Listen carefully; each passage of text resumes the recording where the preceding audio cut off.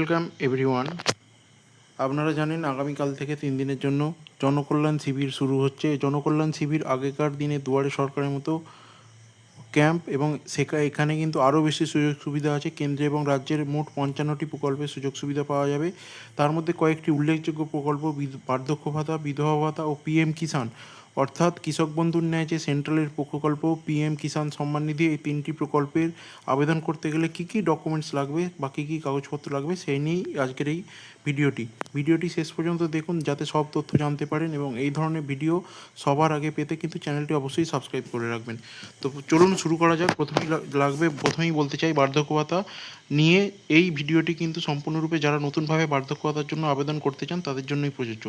বার্ধক্য ভাতায় আবেদন করতে গেলে কী কী লাগবে, বার্ধক্য ভাতা কাদের জন্য প্রযোজ্য। অ্যাকচুয়ালি বার্ধক্য ভাতার প্রযোজ্য হচ্ছে আপনার বয়স যদি 60-এর ওপরে হয়ে যায়, 60 বছর বা তার বেশি বছর হয়ে যায়, অথচ আপনি কোনো সরকারি ভাতা না পেয়ে থাকেন, এবং যদি আপনি কোনো সরকারি পেনশন না পান, তাহলে কিন্তু আপনি বার্ধক্য ভাতার জন্য উপযুক্ত। আবারও বলছি, আপনার বয়স 60-এর বেশি হতে হবে এবং আপনি কোনো সরকারি পেনশন পাবেন না। বার্ধক্য ভাতার জন্য নতুন কী কী ডকুমেন্ট লাগবে সেটি দেখে নিন। আপনার আধার কার্ড লাগবে, ভোটার কার্ড লাগবে, রেশন কার্ড লাগবে, ব্যাংকের পাসবইয়ের প্রথম পাতার জেরক্স লাগবে, এবং পাসপোর্ট সাইজ ছবি এবং মোবাইল নাম্বার, এই কটি ডকুমেন্টস লাগবে। আরেকবার দেখে নিন কী কী লাগবে। সেটি হচ্ছে Aadhaar card, voter card, ration card, ব্যাংকের পাসবইয়ের প্রথম পাতার কপি, পাসপোর্ট সাইজ ছবি এবং মোবাইল নাম্বার।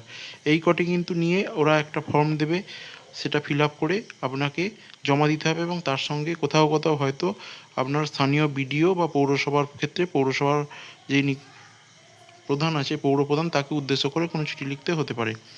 এই হচ্ছে পদ্ধতি।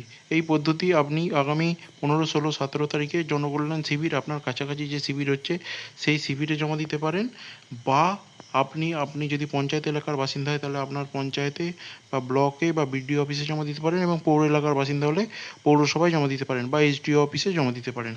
এবং এটি জমা দেওয়ার পর আপনাকে কিন্তু কিছুদিন বাদে এটি ভেরিফিকেশন হবে, এবং ভেরিফিকেশনের পর অ্যাপ্রুভ হলে কিন্তু আপনার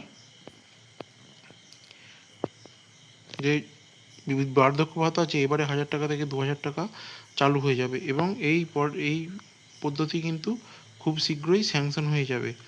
এরপর চলে আসুন বিধবা ভাতা।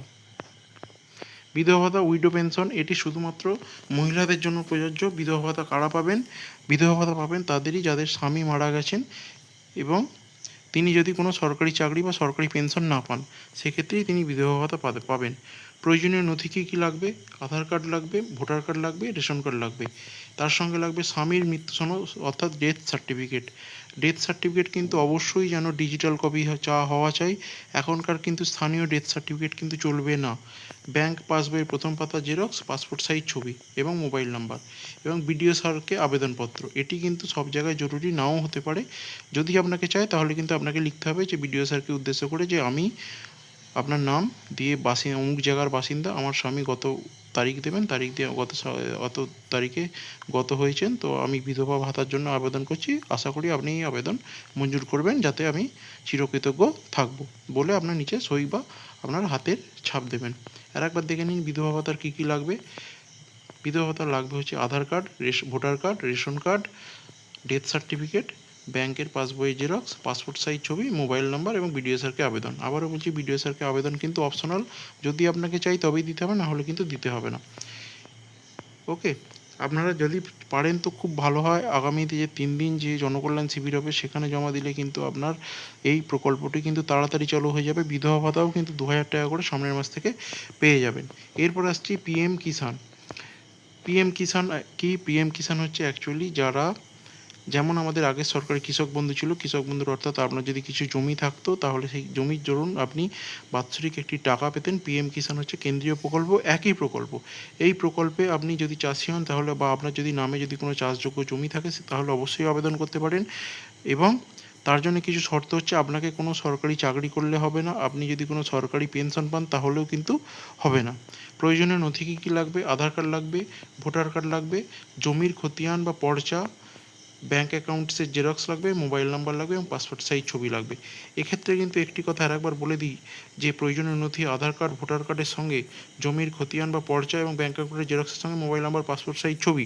এর বাইরেও একটি জিনিস লাগতে পারে যদি আপনার নিজের নামে পর্চা না থাকে। অর্থাৎ ধরুন আপনি হয়তো এখন আপনার জমি আছে, আপনি চাষ করছেন, কিন্তু জমি হয়তো আপনার বাবার নামে বা দাদুর নামে করা আছে, সেটি কিন্তু মিউটেশন হয়ে আপনার নামে ট্রান্সফার হয়নি। সেক্ষেত্রে কিন্তু ওয়ারিশন সার্টিফিকেট কিন্তু লাগবে। ওয়ারিশন সার্টিফিকেট মানে আপনার দাদুর বা আপনার বাবার সম্পত্তির যে উত্তরাধিকার যে আপনি বা আপনার আরও যদি কোনো ভাই বোনেরা থাকে তারা যে উত্তরাধিকার, সেই একটা সার্টিফিকেট, ওয়ারিশন সার্টিফিকেট আপনি যদি পঞ্চায়েত এলাকার হন তাহলে পঞ্চায়েত থেকে দেবে এবং পৌর এলাকার হলে পৌরসভা থেকে দেবে। এই ওয়ারিশন সার্টিফিকেট যদি আপনার নামে পর্চা না থাকে তাহলে কিন্তু অবশ্যই দিতে হবে। ওয়ারিশন সার্টিফিকেট না থাকলে কিন্তু অ্যাপ্লিকেশন রিজেক্ট হবে। আর আপনার নিজের নামে যদি পর্চা থাকে তাহলে কিন্তু কোনো ওয়ারিশন সার্টিফিকেটের দরকার নেই। তো এই হচ্ছে ডকুমেন্টসগুলো। আরেকবার এক ঝলকে আমি দেখে নেবো কী কী ডকুমেন্টস লাগছে। সেটা হচ্ছে বার্ধক্য ভাতার জন্য দেখুন Aadhaar card, voter card, ration card, bank পাসবইয়ের ফার্স্ট পেজের জেরক্স, পাসপোর্ট সাইজ ছবি, মোবাইল নাম্বার। বিধবা ভাতার জন্য Aadhaar card, voter card, ration card, death certificate, bank পাসবইয়ের জেরক্স, পাসপোর্ট সাইজ ছবি, মোবাইল নাম্বার এবং আবেদনপত্র। পিএম কিষানের জন্য আধার কার্ড, ভোটার কার্ড, জমির পর্চা, ব্যাঙ্ক অ্যাকাউন্টের বিবরণ, মোবাইল নাম্বার, পাসপোর্ট সাইজ ছবি। এই প্রসঙ্গে একটা কথা কিন্তু বলে দিই, এই পিএম কিষান নিয়ে একটি গুরুত্বপূর্ণ কথা। কৃষক বন্ধু কিন্তু সরকারের কথা অনুযায়ী বন্ধ হয়ে যাচ্ছে, অর্থাৎ হয়তো আর কিছুদিন বাদে আপনি কৃষক বন্ধুর টাকা আপনি যদি আগে পেয়েও থাকেন তাহলে কিন্তু আপনি আর পাবেন না। আপনাকে পিএম কিষাণ কিন্তু নথিভুক্ত করতেই হবে। তাই যারা কৃষক বন্ধু পান কিন্তু পিএম কিষাণের নাম নেই, তারা অবশ্যই পিএম কিষাণের প্রকল্পের নাম নথিভুক্ত করুন বা আবেদন করুন। সেই আবেদন জনকল্যাণ শিবিরে জমা দিতে পারেন বা আপনার স্থানীয় পঞ্চায়েত, পৌরসভা, বিডিও সেখানে কিন্তু অবশ্যই জমা দেবেন। আর ওয়ারিশন সার্টিফিকেটের ব্যাপারটা কিন্তু যাদের নিজের নামে পর্চা নেই তাদের জন্য লাগবে। ধন্যবাদ। ভিডিওটি ভালো লেগে থাকলে অবশ্যই চ্যানেলটি সাবস্ক্রাইব করবেন যাতে এই ধরনের ভিডিও সবার আগে পেতে পারেন। ধন্যবাদ।